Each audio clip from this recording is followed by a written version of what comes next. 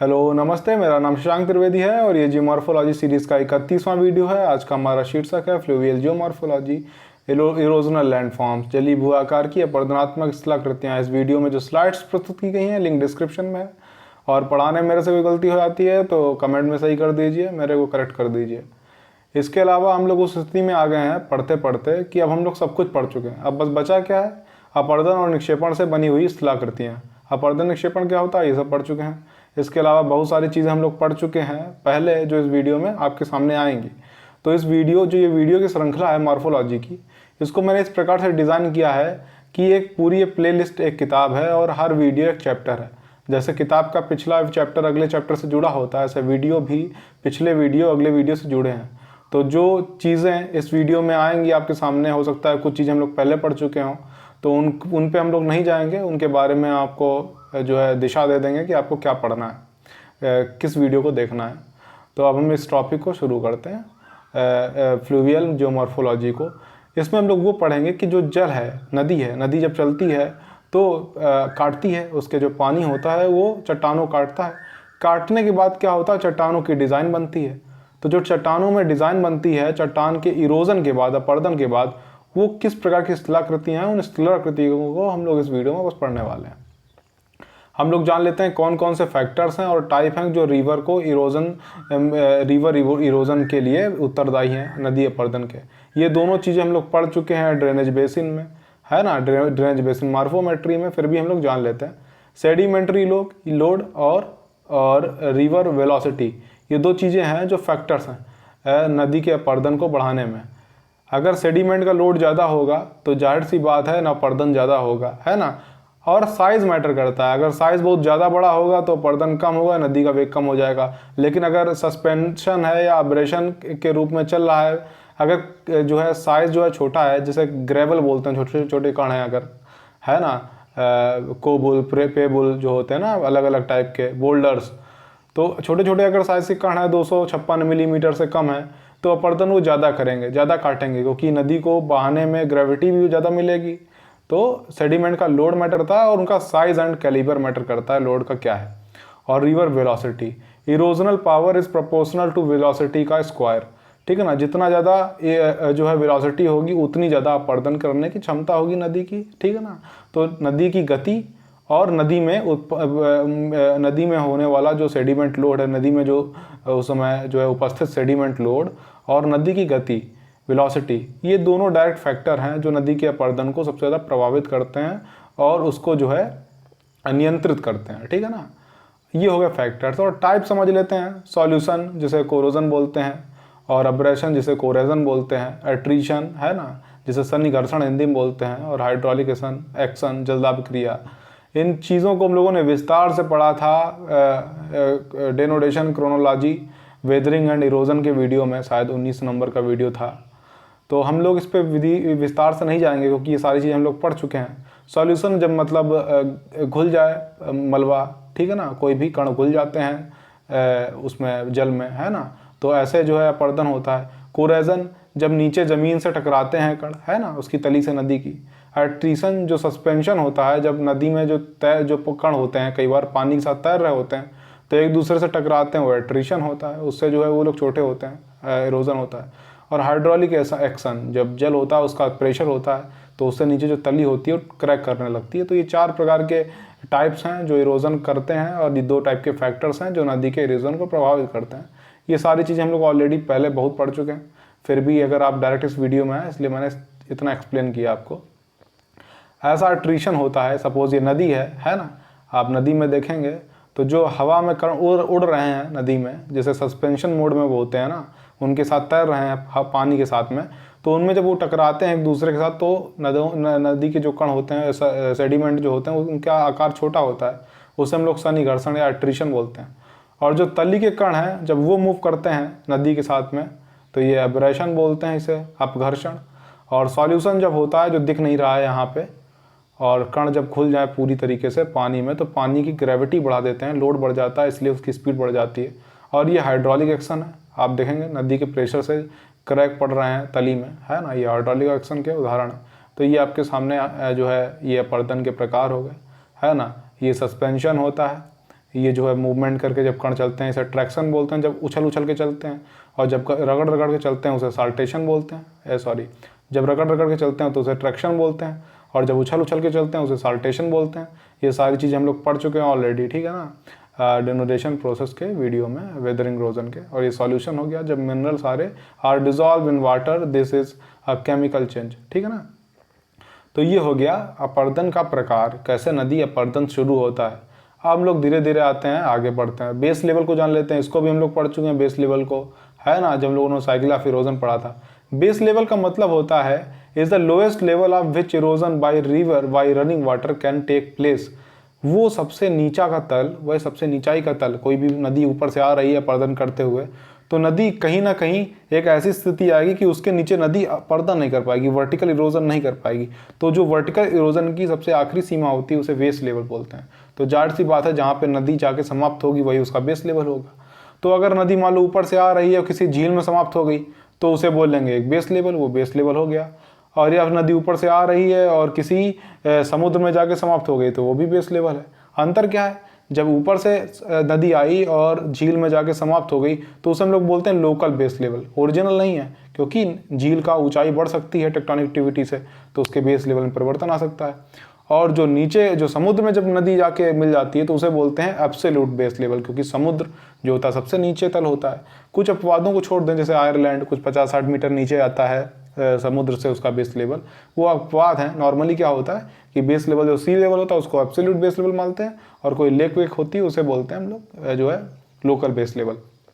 इसके अलावा base level में परिवर्तन होता है जिसे रिजुवेनेशन के नाम से हम लोग जानते हैं। हम लोगों ने रिजुवेनेशन में इसको पढ़ा था कि अगर सपोज समुद्र नीचे चला गया या फिर ज़मीन ऊपर उठ गई तो उसे बोलेंगे बेस लेवल नीचे चला गया, बेस लेवल फिर नीचे चला जाएगा, नदी को और ऊपर करना पड़ेगा तो उसे बोलेंगे बेस लेवल में नकारात्मक गति, है ना, negative movement in base level. अगर समुद्र का पानी ऊपर उठ गया या ज़मीन नीचे हो गई तो बेस लेवल ऊपर उठ जाएगा, तो हम लोग बोलेंगे जो है positive movement in base level, है ना, धनात्मक गति बेस लेवल में। तो ये बेस लेवल बेसिक है, हम लोग पढ़ चुके हैं ये भी, है ना। इसमें हम लोग बहुत सारी चीज़ें हैं इस वीडियो में जो हम लोग ऑलरेडी पढ़ चुके हैं, क्योंकि इस वीडियो को हमने इन श्रृंखला को इस प्रकार से डिज़ाइन ही किया है कि आपको ज़्यादा से ज़्यादा क्लियर हो चीज़ों को, बशर्ते आप वीडियो को स्ट्रक्चर तरीके से देखें, नंबर 1 से लगा के आखिरी तक, जैसे मैंने वीडियो को जनरेट किया है। अब आता है लैंड एरोजनल लैंडफॉर्म बाय रिवर। कौन कौन से लैंडफॉर्म हैं अपरदन के द्वारा नदी में बनते हैं? ये करीब करीब 9 प्रकार के लैंडफॉर्म हैं जो बनते हैं अपरदन से। कौन कौन से? वी शेप वैली होती है ना, वी आखिर घाटी, इसमें गॉर्ज कैनियन महत्वपूर्ण है। रैपिड्स और वाटरफॉल, ठीक है ना। पॉट होल्स, ठीक है ना, जलकृतिका जिसे बोलते हैं। स्ट्रक्चरल बेंचेस, ठीक है ना, इनको हम लोगों ने स्ट्रक्चरल जो है जियोमॉर्फोलॉजी 21वां वीडियो में पढ़ा था, है ना, टोपोग्राफी डिस्कॉर्शन के रूप में, डिस्कॉर्डेंस के रूप में। और रिवर टेरेस को हम लोगों ने रिजुवेनेशन में पढ़ा है। अब इन दोनों के बीच का अंतर जानेंगे क्योंकि देखने में करीब करीब एक जैसे लगते हैं। रिवर मियंडर को हम लोगों ने पिछले वीडियो में पढ़ा था, शायद किस वीडियो में था, शायद था मेरे ख्याल में रिजुवेनेशन के वीडियो में, है ना। और ऑक्सबो लेक इसमें पढ़ लेंगे। बाकी क्वेस्टा को, हॉगवैक को हम लोगों ने स्ट्रक्चरल मॉर्फोलॉजी जो 21 नंबर के वीडियो उसको विस्तार से पढ़ा है, तो उसके लिए आपको वीडियो देखना पड़ेगा।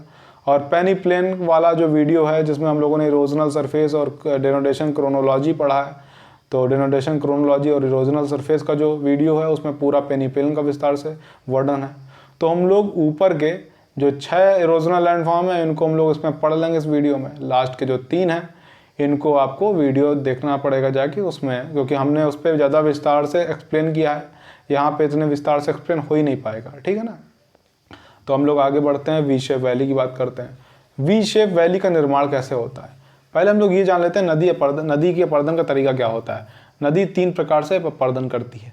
पहला जो होता है वर्टिकल इरोजन, जब नदी अपने आप को ज़मीन में गहराई करती है, अपनी जो तली है उसमें अपरदन करती है और अपनी जो है घाटी को गहरा करती है, तो हो जाएगा वर्टिकल इरोजन। दूसरा होता है लैटरल इरोजन, जब नदी अपने आप को चौड़ा करती है ना, ये नदी अगर बह रही है तो अपने आप को चौड़ा करती है, तो इसे बोलेंगे हम लोग लैटरल इरोजन।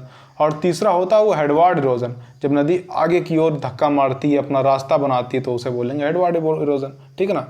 तो एक सामने का इरोजन होगा जब नदी अपने आप का नया रास्ता बना रही है, दूसरा इरोजन होगा वर्टिकल जब नदी अपने आप को गहरा कर रही है, और तीसरा होगा लैटरल जब नदी अपने आप को चौड़ा कर रही है। तो 3 टाइप के इरोजन होते हैं। इन्हीं 3 टाइप की इरोजन की जब प्रक्रिया पहाड़ों से शुरू होती है तो एक प्रकार की वी आकार की घाटी बनाती है। जब वर्टिकल इरोजन होता है तो नदी की घाटी गहरी गहरी हो जाती है और अपने आप को जब चौड़ा करती है तो चौड़ी हो जाती है और आगे अपना रास्ता बनाती है तो एक घाटी का निर्माण हो जाता है, जिसे वी शेप की वैली वी शेप वैली बोलते हैं। अब वी शेप वैली में क्या होता है, गॉर्ज कैनियन होता है। अगर वी शेप वैली का निर्माण हुआ है और वो कम चौड़ी है, ठीक है ना, कम चौड़ी है, गहरी है, तो उसे हम लोग बोलेंगे गॉर्ज, ठीक है ना। ये गॉर्ज का उदाहरण आपके सामने है, ये पार्टनाच गॉर्ज जो है बवारिया साउथ ईस्ट जर्मनी पड़ता है। ये अपने आप को स्वतंत्र राज्य बोलता है लेकिन साउथ ईस्ट जर्मनी का एक हिस्सा है। तो ये यहाँ पे आप देखेंगे एक ये गॉर्ज का निर्माण हो रहा है, वी शेप वैली का ही उदाहरण है। कम चौड़ा है, कम गहरा है लेकिन कम चौड़ा है, मतलब नदी का जो वी शेप वैली के बाद जो बनता है वो गॉर्ज का निर्माण हो गया। अगर वही गॉर्ज चौड़ा हो जाए और गहरा हो जाए, ठीक है ना, आप ये देखेंगे ये गॉर्ज है, ग्रैंड कैनियन है, कोलोराडो नदी बना है अरिजोना यूएस में। तो जब गॉर्ज और चौड़ा हो जाए, ठीक है ना, और गहरा हो जाए और अपनी मैच्योरिटी पे आ जाए तो वो कैनियन कहा जाता है। कैनियन का निर्माण होता है जो गॉर्ज से कई गुना चौड़ा और कई गुना लंबा होता है, ठीक है ना, और ज़्यादा पुराना होता है। तो ये गॉर्ज के बाद ही कैनियन बनता है, या इनमें और बहुत सारी चीज़ें हैं लेकिन हम लोग इतने डिटेल में नहीं जाने वाले हैं। फिलहाल हम लोग वी शेप वैली और गॉर्ज कैनियन को मोटा मोटी समझ लेते हैं इस वीडियो में। रैपिड्स पे आते हैं। रैपिड्स और पॉट होल क्या होता है? रैपिड को हम लोगों ने पिछले वीडियो में पढ़ा था चैनल मॉर्फोलॉजी में। जब राइफल और पूल्स ये दोनों मिलते हैं एक सीक्वेंस फॉर्म में और ढाल हो 5 से 10 डिग्री का, तो एक रैपिड का निर्माण होता है ना। आप देखेंगे ऊपर से नीचे आ रहा है, छोटा छोटा सीढ़ियाँ जैसी निर्माण हो रही हैं नदी में, तो इसे बोलते हैं रैपिड्स। ऋषिकेश में आपको रैपिड मिलते हैं और स्पोर्ट्स के काफ़ी प्रोग्राम वहाँ पे ऑर्गेनाइज होते हैं इसी कारण से रैपिड्स में, है ना। आप देख सकते हैं ये इस टाइप के स्पोर्ट्स होते हैं रैपिड्स में। इसके अलावा आता है वाटरफॉल। ये जो है आइसलैंड का एक वाटरफॉल है हेंगी फॉस। अब मेरा प्रोनाउंसिएशन सही है गलत मेरे को नहीं पता। अब वाटरफॉल का निर्माण होता है कैसे कि जब सपोज उधर से नदी आ रही है और अचानक से या तो रिजुविनेशन हो जाए, बहुत टाइप के वाटरफॉल हो सकते हैं, रिजुविनेशन हो जाए मान लो तो निक पॉइंट वाटरफॉल बन जाएगा, है ना। अगर चट्टानों के अंतर है, मान लो ऊपर कठोर चट्टानें हैं, उसके नीचे मुलायम चट्टान है, फिर कठोर चट्टान है, फिर मुलायम चट्टान है, तो इस प्रकार की अगर चट्टानें होंगी, हॉरिजॉन्टल लेयर होगी कठोर मुलायम चट्टानों की, तो एक जो है वाटरफॉल का निर्माण हो जाएगा। ये एक प्रकार का वाटरफॉल है जिसमें कठोर और मुलायम चट्टानें जो है वो हॉरिजॉन्टल लेयर में है। आप देखेंगे आपको सामने दिखाई पड़ रही है कठोर मुलायम, जो आप रेड कलर की लेयर देख रहे हैं ना, हॉरिजॉन्टल लेयर में चट्टानें। तो इस प्रकार के जो वाटरफॉल होते हैं उनमें वो डायरेक्ट जो है खड़े होते हैं, क्लिफ का निर्माण करते हैं, वो सड़क के नहीं आते हैं। और अगर मान लो यही कठोर चट्टानें अगर हॉरिजॉन्टल नहीं है, वर्टिकल फॉर्म में है, तो जब वाटरफॉल होगा तो वाटरफॉल एक रैपिड के रूप में आएगा, ऐसे आएगा। अभी हम लोग आगे जान लेते हैं। तो वाटरफॉल भी 3-4 प्रकार के होते हैं, एक पॉइंट वाला और वर्टिकल, और जिसे और एक होता है ये वर्टिकल, उसमें भी अलग अलग टाइप के होते हैं। कैस्केड होता है, ये कैस्केड का निर्माण हो रहा है जैसे ना रैपिड। अगर इसका ढाल बढ़ा दें 20-25 डिग्री कर दें तो इसे कैस्केड बोलेंगे हम लोग, वाटरफॉल का उदाहरण है। तो ये हो गया वाटरफॉल, है ना। वाटरफॉल का टाइप देखेंगे तो अगर जो है जो नदी है, नदी जहाँ जिस जियोलॉजी से निकल रही, जिस स्ट्रक्चर से, अगर उसकी जो बेड रॉक है ना, जो तली की चट्टानें हैं, अगर उनमें वर्टिकल मतलब वर्टिकल फॉर्म में अगर जो है कठोर और मुलायम चट्टानों का सीक्वेंस है, ऐसे कठोर फिर मुलायम फिर कठोर फिर मुलायम, तो इस प्रकार का सीक्वेंस अगर है तो कैस्केड बनेगा, क्योंकि नदी का जो स्लोप होगा वो एक ग्रेडियंट टाइप का स्लोप होगा और एक पर्दन का एक वाटरफॉल का निर्माण होगा, ठीक है ना। और अगर हॉरिजॉन्टल फॉर्म में है कठोर चट्टानें मुलायम चट्टानें, तो एक सीधा सीधा वाटरफॉल का निर्माण होगा। आप देखेंगे ना ये एक क्लिफ वाटरफॉल का निर्माण हो रहा है ना, सीधा वाटरफॉल, है ना। इसे बोलते हैं प्लंग, ठीक ना, या वर्टिकल वाटरफॉल। और ये होता है कैस्केड, ठीक है ना।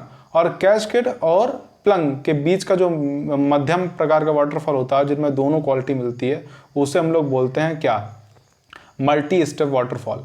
क्यों, ऊपर से वाटर आ रहा है, ठीक है ना, और सीढ़ियों का निर्माण करते हुए नीचे गिर रहा है, और जो पानी गिरता है वो पूल में गिरता है ना। तो जब सारा पानी पूल में गिरे, पूल हम लोग जानते हैं क्या होता है, एक प्रकार का अपर्दनात्मक शिलाकृति है जहाँ से नदी अपर्दन करती है और उसके आगे जमा करती है, जहाँ पे उसे बोलते हैं, उसके आगे का हिस्सा जो होता है वो राइफल होता है। इसको हम लोगों ने पिछले वीडियो में जाना चैनल मॉर्फोलॉजी में, तो आपको वो देखना ही पड़ेगा। बाकी जितने मैं वीडियो बना रहा हूँ, आप अगर नंबर 1 से शुरू करते हैं और आखिरी तक आते हैं, एक किताब है पूरी, आपको किसी टीचर की ज़रूरत नहीं पड़ेगी समझने में, और सब कुछ ख़त्म कर दोगे। इसके अलावा भी कोई कन्फ्यूज़न है, नहीं समझ में आ रहा है, कोई नया टॉपिक है, कोई नई चीज़ आपने पढ़ ली, क्योंकि क्वेश्चन बहुत डायनामिक होते हैं, हर बार नए क्वेश्चन बनते हैं एग्ज़ाम में, बड़े एग्ज़ाम यूपीएससी या नेट जेआरएफ या कोई भी ग्रेजुएशन के एग्ज़ाम में। तो उसके लिए आपको क्या है कि आपको ओल्ड क्वेश्चन पेपर और अपने एग्ज़ाम के पर्टिकुलर सिलेबस और ओल्ड क्वेश्चन पेपर करीब 10-20 साल के आपको पढ़ने ही पढ़ने चाहिए। नहीं तो ये सिर्फ पढ़ने से आप ज्ञान प्राप्त कर लेंगे लेकिन एग्ज़ाम पास नहीं कर पाएंगे। ये मेरा खुद का एक्सपीरियंस है, यही इसीलिए मैं आपसे बोल रहा हूँ कि स्ट्रक्चर तरीके से पढ़िए जिस प्रकार से मैंने वीडियोज़ का सृजन किया है। ठीक है, पॉट होल्स की बात करते हैं। पॉट होल्स का निर्माण कैसे होता है? नदी मूव कर रही है अपनी ज़मीन में, ज़मीन के नीचे जो उसके पास सस्पेंडेड पार्टिकल हैं, ठीक है ना, एट्रीशन का जो मूव कर रहे हैं, और एक मूवमेंट करते हुए कहीं पे भंवर का निर्माण होता है। आपने सुना होगा गांव में या नदी में, गांव में सुना होगा कुछ नदियां के बारे में कि यहाँ पे भंवर है, यहाँ पे जो जाता है वो वापस नहीं आता है, उसमें समा जाता है, मर जाता है। तो वो जो भंवर होता है उस भंवर को बोलते हैं पॉट होल। ज़मीन में अपर्दन कर नदी मूव कर रही है और कहीं पे अपर्दन करने से पुल का निर्माण हो गया, उसी पुल में जैसे पानी गुजरा तो वो सर्कुलर फॉर्म में आ गया, और सर्कुलर फॉर्म में पानी आया और उसके साथ पार्टिकल थे पानी में, सेडिमेंट थे, वो काटने लगे ज़मीन को, और काटते काटते उसमें गड्ढा कर दिया, उसे बोलते हैं पॉट होल। आपके सामने एक पॉट होल का उदाहरण है, ये स्ट्रक्चरल कहीं पे टोपोग्राफी है, ये आप देखेंगे शायद, ये जो है बोरकी लख पॉट होल साउथ अफ्रीका का उदाहरण है आपके सामने ये, ठीक है ना। ये पॉट होल्स हैं, आप देख पा रहे हैं, ठीक है ना, ये पानी के ऊपर आ गए हैं, तो ये पॉट होल्स हो गए। ठीक है, अब आता है स्ट्रक्चरल बेंचेस और रिवर टेरेस की बात करते हैं। स्ट्रक्चरल बेंचेस को हम लोगों ने स्ट्रक्चरल मॉर्फोलॉजी में पढ़ा था टोपोग्राफिक डिस्कॉर्डेंस के रूप में, ठीक है ना। यहाँ पे हम लोग समझ लेते हैं और स्ट्रक्चरल बेंच और रिवर टेरेस के अंतर जान लेते हैं। स्ट्रक्चरल बेंच का निर्माण होता है जब कठोर और मुलायम चट्टानें हॉरिजॉन्टल लेयर में होती है। नदी अपर्दन कर रही है, कठोर चट्टान को नहीं काट पाई, उसके ऊपर की मुलायम की काट दिया, ऊपर कठोर नहीं काट पाई और एक मुलायम की काट दिया, तो सीढ़ियों का निर्माण हो जाता है, तो उसे बोलते हैं स्ट्रक्चरल बेंच। और रिवर टेरेस हम लोगों ने रिजुवेनेशन में पढ़ा था। ये इसका निर्माण तब होता है जब नदी अपनी घाटी का निर्माण कर दी, है ना, नदी ने अपनी घाटी का निर्माण कर दिया, अब नदी में किसी कारण से पुनर्जीवन हो गया, बेस लेवल और नीचे चला गया, तो नदी को और नीचे अपर्दन करना पड़ा और नई नीचे खाई खोदनी पड़ी और वर्टिकल इरोजन में वृद्धि हो गई। तो एक घाटी का निर्माण तो हो गया था, उस घाटी के अंदर नदी ने एक और घाटी का निर्माण कर दिया, तो घाटी के अंदर घाटी जिसे बोलते हैं वही रिवर टेरेस होता है, ठीक है ना। तो ये आप देखेंगे स्ट्रक्चरल बेंचेस का उदाहरण है, ये उदाहरण आपको मिल रहा है बीच टोपोग्राफी का, बीच और क्लिफ का निर्माण समुद्र किनारे का, लेकिन उदाहरण रिवर टेरेस का भी करीब करीब यही है कि एक नदी है, सपोज यहाँ पे नदी बह रही होगी और धीरे धीरे हॉरिजॉन्टल लेयर में जो है अलग अलग टाइप की चट्टानें, जैसे शेल है, सैंडस्टोन है, तो इस प्रकार की चट्टानों का अलग अलग टाइप से अपर्दन होगा, अलग अलग डिफरेंशियल इरोजन जो होता है हम लोग पढ़ चुके हैं ये भी, तो उस प्रकार से स्ट्रक्चरल बेंचेस का निर्माण होगा। ये हो गया स्ट्रक्चरल बेंचेस, ठीक ना, संरचनात्मक और बेंचेस को हिंदी में मेरा जवान याद नहीं आ रहा है।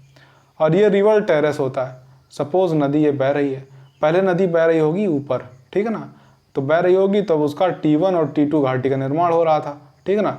फिर नदी ने अपना रास्ता अपने आप को वर्टिकल इरोजन और गहरा खोदना शुरू कर दिया, तो T2 और T2 जो है उसके जो है दो किनारों का निर्माण हो गया। फिर नदी ने अपने आप को और खोदा, T3 का निर्माण हुआ, फिर वर्तमान का जो प्रेजेंट फ्लड पेन है वो T4 है, और इसके आसपास सीढ़ियों जैसी स्थलाकृति का निर्माण हो जाता है, उसे हम लोग बोलते हैं रिवर टेरेस। तो आपको ये समझना है इन दोनों में डिफरेंस क्या है। देखने में एक जैसा लगेगा क्योंकि आप चट्टानों को तो कैलकुलेट नापोगे नहीं कि ये ठोस है मुलायम है, तो रियल में देखें हो सकता है आपको एक जैसा लगे बहुत जगह है, लेकिन अंतर क्या होता है स्ट्रक्चरल बेंच में कि उनका निर्माण एक स्ट्रक्चरल मॉर्फोलॉजी में हम लोग पढ़ते हैं कैसे, जब चट्टानें अलग अलग क्वालिटी की हों, कोई मजबूत हो कोई मुलायम हो, अलग अलग टाइप की जो है उनकी जो है थिकनेस हो। लेकिन अगर चट्टानें एक जैसी हैं लेकिन अलग अलग टाइम पे नदी में रिजुवेनेशन हो गया और बेस लेवल चला गया और अपर्दन वर्टिकल और शुरू हो गया, तो जब चट्टानें एक जैसी हों और सीढ़ियों का निर्माण हो रहा हो तो हम लोग बोलेंगे रिवर टेरेस। तो इनमें डिफरेंस जानना बहुत ज़रूरी है। रिवर मेंडर की बात करते हैं और ऑक्सबो लेक की बात करते हैं। रिवर मेंडर क्या होता है? रिवर मेंडर जब नदी मैदान में प्रवेश करती है तो उसमें सेडिमेंट बहुत ज़्यादा हो जाता है, तो मूवमेंट के लिए वो अपने आप को उसका जो मूवमेंट होता है वो विसर्पाकार हो जाता है, तो उसे हम लोग विसर्पाकार जो मूवमेंट होता है उसे बोलते हैं रिवर मेंडर। रिवर मेंडर के भी बहुत टाइप होते हैं, इनसाइज मेंडर होते हैं, उनको हम लोगों ने पढ़ा था पिछले कुछ वीडियोस में, मेरे को याद नहीं आ रहा किस वीडियो में हम लोगों ने पढ़ा रिवर मेंडर के अलग अलग टाइप्स को। तो उस टाइप का जो है टाइप होता है रिवर मेंडर का। बाकी रिवर मेंडर आपके सामने दिख रहा है, नदी बह रही है और सांप जैसा बना रही है। गंगा के मैदान में जितनी नदियां हम लोग जहाँ रहते हैं यूपी बिहार में, हर सारी नदियाँ कहीं ना कहीं एक कर्व बना बना के आती हैं, उसी को हम लोग बोलते हैं रिवर मेंडर। अब क्या होता है, ऑक्सबो लेक क्या होता है? कई बार क्या होता है कि नदी मान लो कर्व बना रही है, वो एक कॉर्नर पे जो है डिपोजिशन करती है और एक कॉर्नर पे जो है वो करती है इरोजन। मेंडर की भी खासियत ये है कि ये मिक्स लैंडफॉर्म है, एक तरफ इसके एक कॉर्नर पे इसका इरोजन होता है ना, पर्दन, और दूसरे में निक्षेपण होता है। तो ये एक संक्रमित ट्रांजिशनल लैंडफॉर्म है जो अपर्दन और निक्षेपण के बीच की कड़ी है, क्योंकि इसमें इस प्रक्रिया में दोनों चीज़ें एक साथ चल रही होती हैं। तो सपोज नदी जो है मेंडर बनाई है, नदी मूव कर रही है। अब नदी मूव करते करते क्या हो कि बहुत ज़्यादा नदी मूव कर जाए। देखिए पहले नदी इस कर्व में थी, फिर नदी और कर्व बना दी, है ना। कर्व बनाते बनाते क्या हुआ, नदी में इतना कर्व बना कि नदी वृत्ताकार तरीके से घूमने लगी, है ना। नदी घूमने लगी, फिर नदी ने क्या अपने आप को हेडवार्ड इरोजन किया। नदी मान लो घूम रही थी और उस नदी को बहुत ज़्यादा दूरी तय करनी पड़ती थी, तो नदी ने सोचा कि लंबी लंबी दूरी को हम लोग क्रॉस कर लें, तो नदी ने अपना हेडवार्ड इरोजन किया। अगर सपोज बाढ़ आ गई या कोई दूसरे कारण से नदी में लोड बढ़ गया, पावर आ गया इरोजन करने का, उसने हेडवार्ड इरोजन किया और नदी सीधे सीधे बहने लगी और इस कर्व को उसने छोड़ दिया। कुछ दिन बाद क्या होगा, यहाँ पे सेडिमेंट का जमा हो जाएगा और ये जो झील है वो अलग से निकल के आ जाएगी, जो है बैल के खुर के आकार की दिखाई पड़ेगी, इसलिए ऑक्सबो लेक बोलते हैं, ठीक है ना। तो एक लेक का निर्माण हो गया, नदी ने अपना रास्ता शॉर्ट रूट चुन लिया, वो निकल गई और यहाँ पे उसने पानी को छोड़ दिया, तो इसी को हम लोग बोलते हैं ऑक्सबो लेक, ठीक है ना। यहाँ पे ऑक्सबो लेक का निर्माण कहाँ हो रहा है, यहाँ पे हो रहा है। नदी बह रही थी, बहते बहते उसने इस जगह को, पहले यहाँ बही होगी, फिर उसने इस जगह को छोड़ दिया और सीधे बहने लगी, और यहाँ पे भविष्य में और ऑक्सबो लेक का निर्माण होगा। आपके सामने ये आप देख रहे हैं, ये भी एक टाइप की ऑक्सबो लेक का निर्माण होगा, क्योंकि हेडवार्ड इरोजन करते करते नदी ने बहुत कम चौड़ाई कर दी है और कुछ साल बाद क्या होगा, नदी सीधे बहने लगेगी और ये जगह जो है ये इससे अछूता रह जाएगा और ये एक ऑक्सबो लेक, एक झील का निर्माण हो जाएगा। तो ये ऑक्सबो लेक हो गई और ये रिवर मेंडर हो गया। तो ये सारा हम लोगों ने टॉपिक को निपटा दिया है इरोजनल लैंडफॉर्म। हम लोग अगले वीडियो में पढ़ेंगे फ्लूवियल मॉर्फोलॉजी के डिपोजिशनल लैंडफॉर्म के बारे में। तो तब तक के लिए आपका दिन शुभ हो। कोई सवाल हो आप पूछिए। धन्यवाद।